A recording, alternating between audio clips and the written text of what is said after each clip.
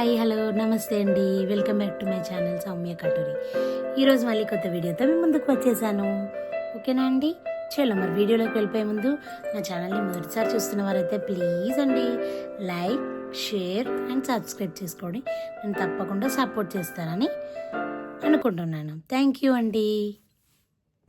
ఈరోజు వీడియో వచ్చేసి వంకాయ టమాటా కర్రీ ఎలా చేయాలో చూపిస్తాను. ఒక్కొక్కరు ఒక్కో రకంగా చేస్తూ ఉంటారు కదండి. నేను చేసే వంట కూడా ఒక డిఫరెంట్గా ఉంటుందని నేను అనుకుంటాను. నేను చేసే విధానం ఎలా ఉంది తప్పకుండా వీడియో ఫుల్గా చూసి ఏమైనా అర్థం కాకపోతే నన్ను తప్పకుండా కమెంట్ బాక్స్లో అడిగేయండి. అదే మీరు రైట్ అండి, తప్పకుండా అడగచ్చు. ఓకేనా. ఫస్ట్ గిన్నెలో కొంచెం నూనె 2 టేబుల్ స్పూన్ల నూనె వేసేసుకొని దాంట్లో జీలకర్ర, ఆవాలు అండ్ కొంచెం చిటపట్లాడిన తర్వాత కొంచెం మినపప్పు వేసుకోవాలండి. మెంతులు ఎప్పుడైనా నేను ప్రతి వీడియోలో చెప్తూ ఉంటాను, మెంతులు మన కడుపులోకి పోతే దానివల్ల ఎన్నో ఆరోగ్య సమస్యలు నుండి మనం దూరం అవుతాం. కాబట్టి మెంతులని లైట్గా డ్రై రోస్ట్ చేసుకొని పౌడర్ వేసుకొని ప్రతి కర్రీలో మనం మెంతులు అనేది యాడ్ చేసుకుంటే హెల్త్కి ఎన్నో బెనిఫిట్స్ చేస్తుందండి. కాబట్టి నేను మెంతుల పౌడర్ వేసాను. నోట్లోకి మెంతులు వస్తే పిల్లలైనా మనకైనా అంత నచ్చదు కదా అండి. ఇలా పౌడర్ చేస్తే టేస్ట్ తెలియకుండా మనం కడుపులోకి వెళ్ళిపోతుంది. నెక్స్ట్ 1 టేబుల్ స్పూన్ పసుపు. దానికి కావాల్సిన ఇంగ్రీడియంట్స్ వచ్చేసి కర్రీకి ఆనియన్స్, పచ్చిమిర్చి, టమాటోస్ అండ్ కొన్ని వంకాయలు.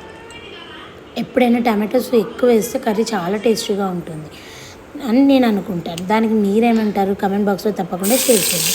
1 టేబుల్ స్పూన్ అంటే ఒక 1/2 స్పూన్ అల్లం వెల్లిగడ్డ పేస్ట్ వేసానండి. కర్రీకి సరిపోయేంత. మీకు ఎక్కువ మసాలా కావాలి అంటే మీరు ఎక్కువ కూడా యాడ్ చేసుకోవచ్చు. ఈ అల్లం వెల్లిగడ్డ పేస్ట్ అనేది కూడా మనం బయట నుండి తెచ్చుకోకుండా అల్లం వెల్లుల్లి అనేది తీసుకొని మనం ఇంట్లో ప్రిపేర్ చేసుకుంటే ఒక్కరోజు కష్టమండి, 1 మంత్ మొత్తం మనం ఫ్రెష్గా తింటాం కదండి.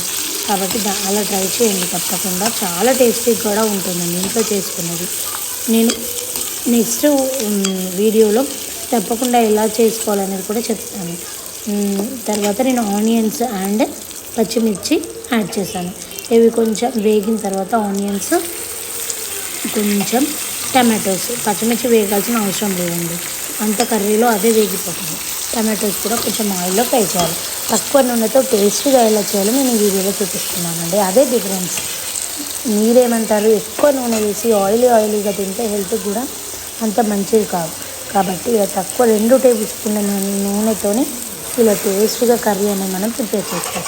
నెక్స్ట్ ఇంకో టిప్ ఏంటంటే వంకాయలు ఎప్పుడైనా మనం ఉప్పు నీళ్ళలో వేసుకోవాలండి, లేకపోతే కలర్ అనేది చేంజ్ అవుతుంది.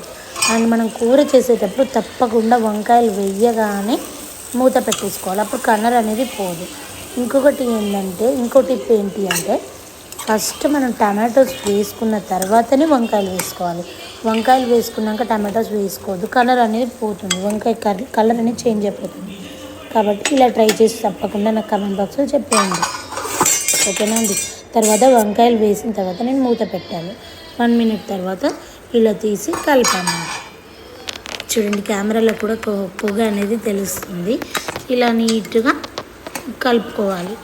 ఒక మూత పెట్టి ఆవిరి మీద ఉడికితేనే కర్రీస్ చాలా బాగుంటాయండి. తప్పకుండా ఇది మాత్రం 100కి 100% నేను చెప్తాను.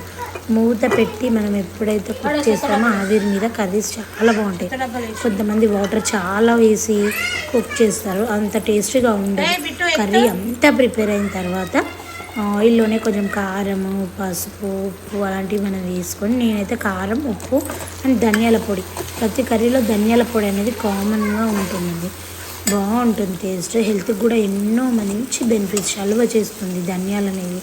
కాబట్టి ధనియాల పొడిని మనం ప్రిపేర్ చేసుకొని ఆయిల్లో కొద్దిసేపు మగ్గనిచ్చిన తర్వాత చిన్న గ్లాసెడ్ వాటర్, గ్రేవీ కర్రీలాగా రావడానికి చిన్న గ్లాసెడ్ వాటర్ అనేది నేను యాడ్ చేశాను.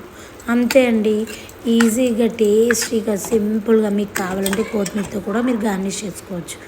ఈజీగా అన్నంలో కానీ చపాతీలో కానీ ఎంత టేస్టీగా ఉంటుందంటే అంత బాగుంటుంది. నిజంగా నా వీడియో మీకు నచ్చితే తప్పకుండా సబ్స్క్రైబ్ చేసి కామెంట్ చేసేయండి. ఓకేనా మరి. థ్యాంక్ యూ ఫర్ వాచింగ్ అండి. Thank you. బాయ్.